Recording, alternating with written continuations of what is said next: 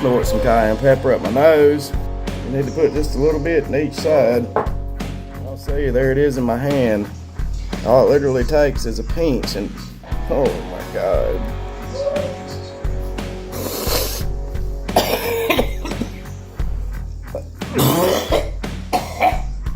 Ah! Oh my God. Oh, it burns.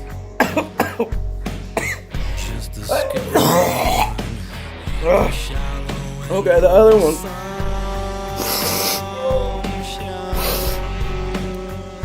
Oh. Can y'all see my eyes? Oh, oh yeah, it's coming loose. Oh. Oh.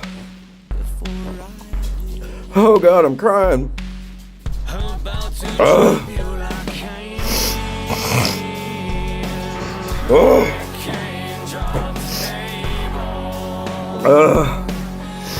Yeah. Oh. It hurts while it's happening.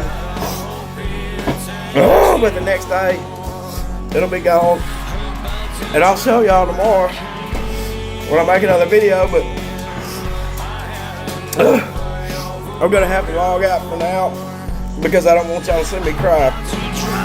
Later.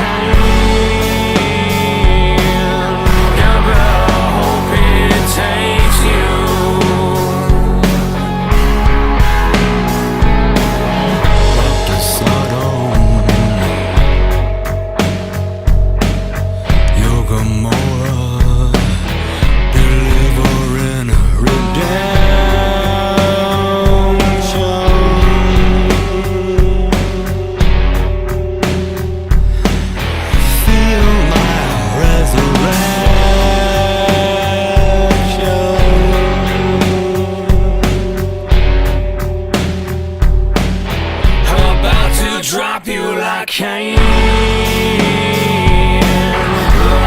Cain dropped Abel. I'm about to drop you like Cain. You better hope it takes you. You know, I probably could have made this just like a 10 or 15 second video. All I really would have had to do is just put this up on the screen.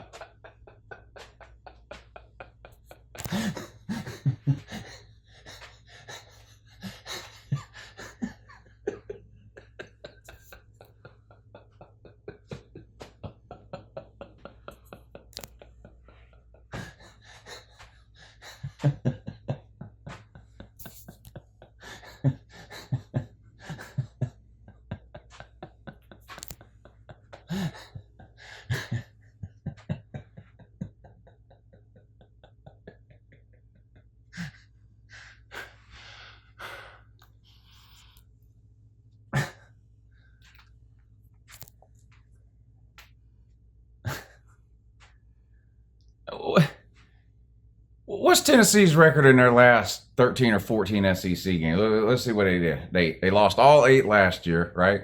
They lost their last one in 2016, so that's 8, 9 in a row. They lost to Florida, Georgia. What are they, like 1-13 in their last 14 SEC games? And that one win is over the barn.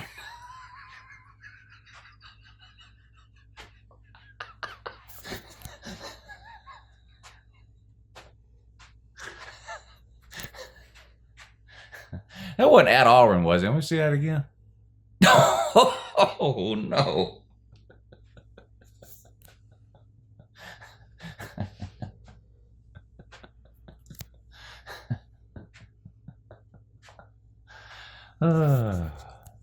What happened to the Auburn video makers on here? That cayenne pepper guy. Boy, he was loud in the off season, wasn't he? I'm gonna snort some cayenne pepper up my nose. He was ate up with Uncle Lou too, wasn't he? How many weeks did he spend posting videos about Uncle Lou? 3, 4 weeks, something like that? Every video he made was about Uncle Lou. Uncle Lou's picture on the thumbnail. Dude was doing anything he could to get views. Auburn lose a couple of games. This guy done disappeared. He might reemerge now, though. Last time I posted that clip of him snorting that cayenne pepper, he went full potato. Started reporting all my videos on YouTube. Tried to get my channel shut down. Tried to get the video removed that the cayenne pepper thing was in. He succeeded for a minute. He did get it. He got it taken down temporarily. Of course, I appealed it. It's back up now. We'll see if he comes out of the shadows this week. Tries to report this video.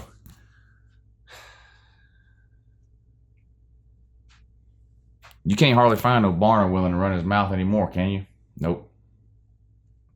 Man, they had expectations. I mean, they go from winning the November championship last year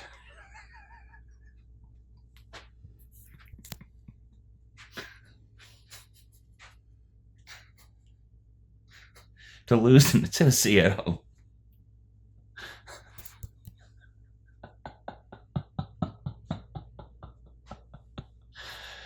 Oh, Barner. Man, starting to get hard to pick on the Cal College, ain't it? Completely owned and dominated by their two biggest rivals. That's sad, man. Sad. I mean, it's real sad. When's the last time the Barn won in Athens? How many coaches ago was that for Auburn? Auburn hadn't won in Athens since 2005. Not happening this year, is it? No, it ain't. Night game, 7 o'clock. Crowd be wild, team be pumped up. Uncle Lou will be at the game. Yeah, team not going to let me down. Big win. Big win. Hadn't won in Athens since 2005. What year is it? 2018. Georgia is 10-3 against the Barn in the last 13 games. 10-3. That's hard to consider that a rivalry. 10-3 in the last 12 years. Wait a minute. 10 plus 3 is 13. South Carolina fans getting their calculator out. 10 plus 3 is 13. How we played them 13 times in 12 years? Oh, yeah, beat them in the SEC championship game last year. Yeah, that's right. But yeah, 10-3 against the Barn in the last 12 years. Owned, dominated. Alabama owns you. What are they, 7-5 against you in the last 12 years? So they've dominated you almost as bad as Georgia has, hasn't it? Yeah, they have. Auburn's got the biggest case of little brother syndrome you've ever seen, don't they?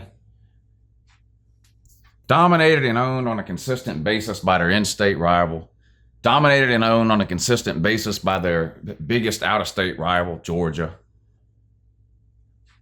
Just a meaningless, irrelevant program. These nitwits are jumping around last November because they got a couple of wins. Proclaimed themselves November champions like that meant something. Turn around, losing the SEC championship game to Georgia. Get blown out by Central Florida in some kind of brunch bowl that nobody even watched. Embarrassing.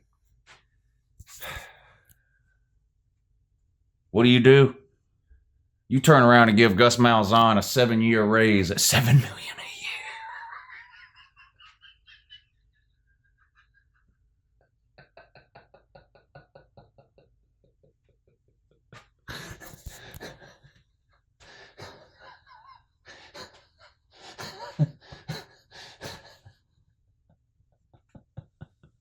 Is Gus Malzahn like the third highest paid coach in football? For what? Oh my God. What an embarrassment. What an embarrassment this guy is. This guy wasn't even a very good PE teacher in Arkansas at that high school he was at. You guys make him head coach of Auburn. Does nothing for you. Fired a coach that won a national title to bring in this average PE teacher, Gus Malzahn. He's going to revolutionize Auburn's offense. How's that working out? It ain't. It ain't working out. 7 years, $7 million. And how long ago was it? That was what, 10 months ago? 11 months ago? Now here we are. A month ago, y'all wanted to fire this guy already. Y'all are stuck with this guy, man. Y'all aren't paying that buyout. $25, $30 million or something like that if you fire him right now. Not happening. You're stuck with him. I mean, people told you this last year, right? When you did this raise and extension, people were like, what is this? Auburn fans were all excited. He earned it, Lou. He beat Georgia and Alabama, Lou. Hell, at Auburn, you beat Georgia and Alabama, man, they might build you a statue. I mean, they start naming roads after you. They might rename the stadium Gus Malzahn Field at Reed Option Beep Boop Stadium or something. I mean, that's how. I mean, you beat Georgia and Auburn and Georgia and Alabama in the same year as Auburn coach. You have accomplished something, haven't you? 7 years, $7 million a year for $49 million. Barner trying to, we can afford to buy out. We got rich, but y'all aren't paying no $25 or $30 million. But forget it. You're stuck with him. You're losing to Georgia. You're losing to Alabama in a couple of weeks. What are you going to finish? 7-5. Haven't had back-to-back 10-win seasons since 1988. Up and down, up and down, up and down, up and down. Win 10 games. Give a guy $50 million, $49 million, win 10 games and lose a bowl game. Gus Malzahn's won one bowl game in the entire time he's been at the barn. A Birmingham Bowl, too, and also they can't win outside the state of Alabama. One bowl win this guy's got. Good news for the barn. You finish 7-5, you're likely to find yourself in a Birmingham Bowl again. Might get you another bowl. Does Gus deserve another raise if he wins the Birmingham Bowl? That dude will be undefeated in the Birmingham Bowl. Let's bump him up to $75 million. Listen, Uncle Lou supports Gus Malzahn 100%. I think this guy should be given a lifetime raise and extension. But listen, what do you want me to do? You want me to talk about the game? Y'all aren't winning this game. You already know that. Georgia's a more talented team, and they're playing better. And that's the important thing to look at here. Georgia's playing its best football when it matters the most at the end of the year. This is the same thing we saw last year, right? Auburn, you guys gave us our wake-up call last year. We were blowing people out by 40 and 50 points, roll into Auburn, take an L, and that completely turned our season around. We went right, snapped us back to reality there. Then we went ahead and whipped you a couple weeks later in Atlanta. Now, we won't get a chance to whip you in Atlanta this year because you're in the toilet. I mean, you're terrible. You're like that one turd that won't flush. You're just circling the drain. What's the buyout? $40 million. Oh, better keep circling that drain, Gus. Yeah, another couple of years, maybe that thing will finally go down. I don't know. But the point is, you're not winning this game. Georgia's playing better. We're a better team. We're better coached. It's in Athens. It's at night. Things just aren't setting up for you here. They're just not. You can't run the ball. You got one of the worst offensive lines in the SEC. I told you that in the offseason, too. You didn't want to hear it. Told you were going to miss Kerryon Johnson. You didn't want to hear that either. You had eight running backs. We got eight running backs to get the job done. They've been hobbled. But I don't want to hear no excuses about injuries this year. Of course, that's the Barnes' favorite thing to do, make injury excuses. Ain't every game Barnes ever lost been because of an injury. I read Gus Malzahn's transcript of his press conference he did this week about the game. All of Auburn's starters are expected to play. I know you guys have been banged up a little bit, but I mean, this is what I tell you every year. It's November in the SEC. Every team is banged up, okay? See me crying about we got offensive linemen hurt or whatever. I mean, no, it's the next man up. I mean, that's why you have 85 scholarships and not 22 or whatever. People get hurt and injured, man. It's part of football. Y'all use this as an excuse every year, but the Gus Bus done come out and said it. All of Auburn's two deep should be healthy and ready to go for this game. So shouldn't be no excuses here. When Georgia wins this game, it's just going to be because we're a way better team, way more talented, way better coached, way better video makers too. How you doing? I mean, you don't have a chance here.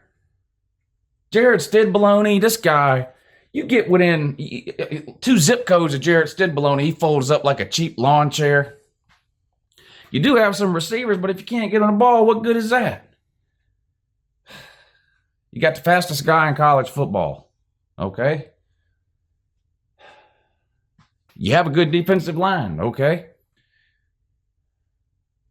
You had all those things when you played Tennessee, too. How'd that work out? Not too well. You're not winning. I mean, come on. Have you guys thought about just forfeiting this game? Might be in your best interest. I don't know. But I'll make a deal with you, Barner. E-I-E-I-O.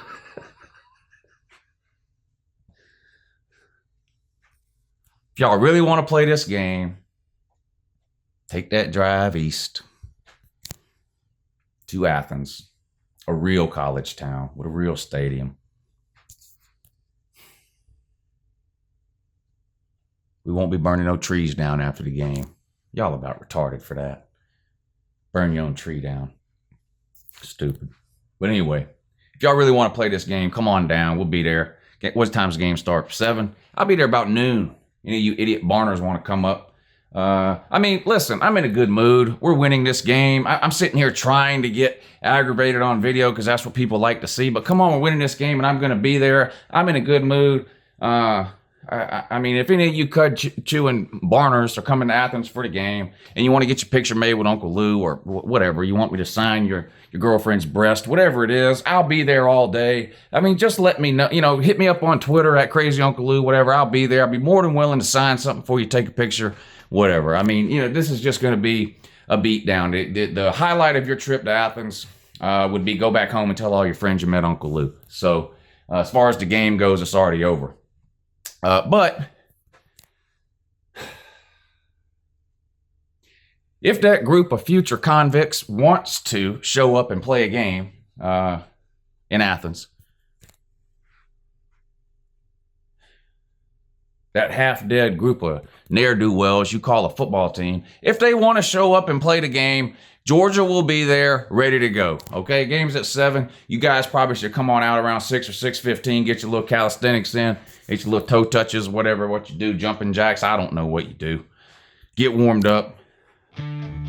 Pray to God you win the coin toss because that'll probably be the last W you take on tonight. But Georgia will be there, and if you decide you want to kick this thing off and actually play the game and, come on out and let Georgia just skull drag you up and down the field for 60 minutes, then we'll be there. We'll meet you there. And, so I'm making you the same deal I made everyone else. So that sounds like something you want to do. Like I said, show up. We'll be there. And guess what you can do, Barner? Yes. I give you 11 guesses. Go. Nope. Nope. Nope. Nope. Ah, there it is. Come get you some of this, bitch!